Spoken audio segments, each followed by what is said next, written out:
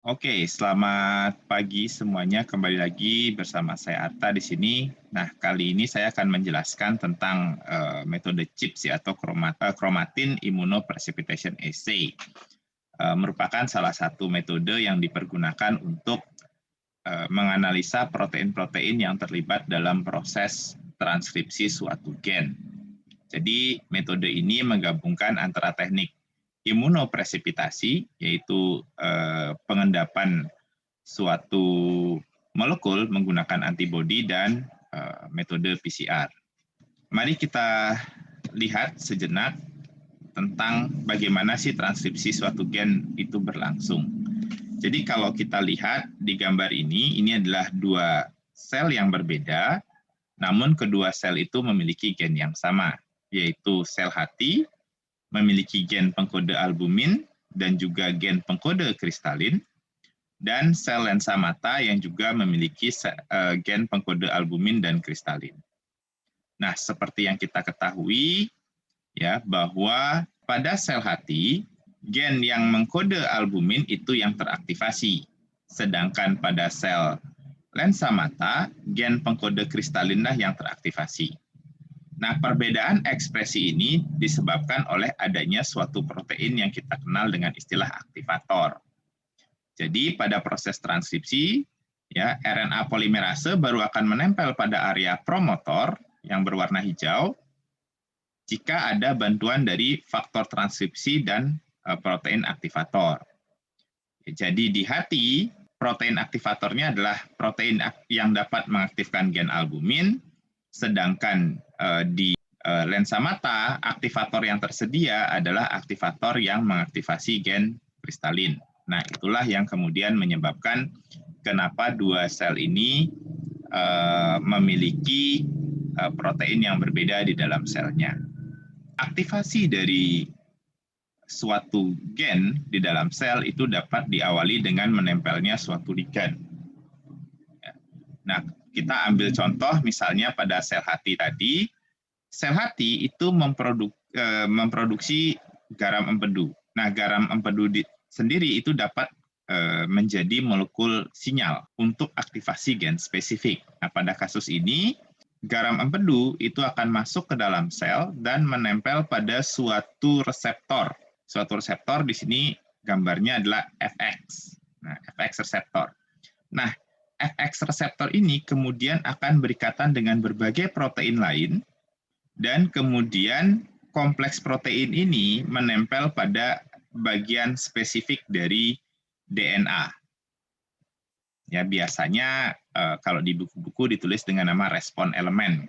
Kemudian, nah setelah kompleks ini nanti menempel, selanjutnya itu akan terjadi transkripsi dari gen target. Bagaimana kemudian ilmuwan mengetahui protein-protein apa saja yang berikatan dengan FX reseptor dalam rangka mengaktifasi gen tertentu? Nah, untuk bisa melakukan ini, kita bisa menggunakan metode yang kita kenal dengan nama CHIPS. Nah, syaratnya tentu saja kita sudah harus punya antibodi yang mampu mengenali berbagai jenis protein tadi. Nah, apa langkah-langkahnya? Ya, yang pertama adalah kita harus memfiksasi sel, ya, biasanya bisa menggunakan formaldehid, nah, sehingga nanti di sini protein tersebut akan berikatan dengan DNA. Kemudian selanjutnya sel dilisis dan kemudian dilakukan penghancuran kromosom atau kromatin, ya, bisa dengan metode sonikasi ataupun menggunakan enzim nuklease. Nah, di sini kromatin itu akan terpotong-potong. Nah, selanjutnya kromatin ini kemudian kita endapkan menggunakan antibodi spesifik. Ya, antibodinya bisa macam-macam tergantung dari protein yang ingin kita teliti. Nah, setelah kemudian kromatin ini berhasil kita isolasi, nah selanjutnya apa yang dilakukan? Protein yang ada pada kromatin dipisahkan dengan DNA-nya. Nah, DNA yang kemudian atau urutan DNA yang kemudian berikatan dengan protein itu kita bisa analisa menggunakan qPCR. Nah, untuk melakukan qPCR maka kita butuh dua 2 primer yang nanti akan memperbanyak DNA yang kita inginkan. Nah, di sini satu primernya kita sebut dengan primer forward, dan satu lagi adalah primer reverse, ya, yang kerjanya berlawanan.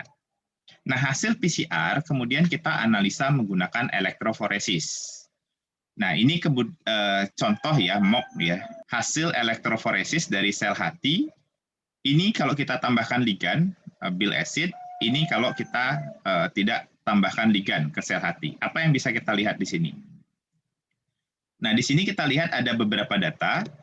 C melambangkan kontrol. Jadi ini sebenarnya adalah hasil hasil PCR dari DNA target. Jadi hasil PCR dari DNA target. Kita peroleh pitanya seperti ini.